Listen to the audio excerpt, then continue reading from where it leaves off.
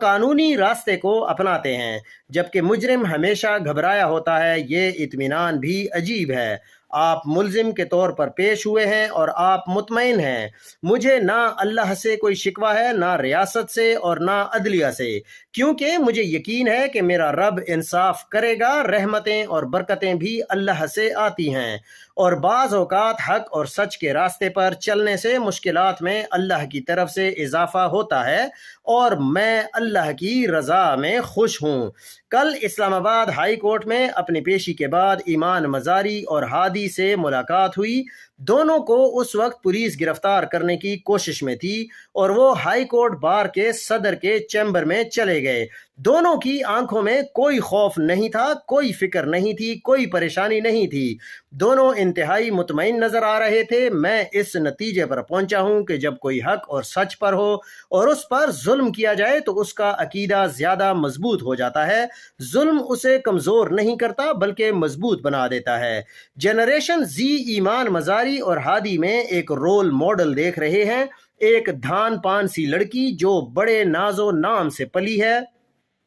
وہ عدالتوں میں خوار ہو رہی ہے لیکن اپنے اصولی موقف سے پیچھے نہیں ہٹ رہی۔ یہ وہ تبدیلی ہے جو عمران خان ہمارے معاشرے میں لا چکا ہے۔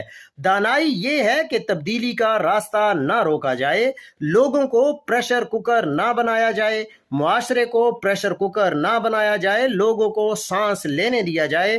ترقی صرف آزاد فضاؤں میں ممکن ہے، ورنہ ترقی صرف ایک طبقے تک محدود رہتی ہے۔ نہ صرف یہ مذہب نہیں، یہ ضمیر کا جنازہ ہے۔ یہ صرف اختلاف نہیں، یہ غلامی کی گندی ترین شکل ہے۔ تم وہ قوم ہو جو اپنے ہی خون کے قاتل کے آگے قومی ترانے گانے لگتی ہے، اپنے ہی شہیدوں کی لاشوں پر مصلحت کی چادر ڈال دیتی ہے، اور پھر قاتل کے قدموں میں بیٹھ کر اس کے فضائل تلاش کرتی ہے۔ تمہیں شرم نہیں آتی؟ تمہیں غیرت نہیں آتی؟ تمہاری غیرت نہیں جاگتی؟ تمہیں اپنے بچوں کے مستقبل کا خوف نہیں؟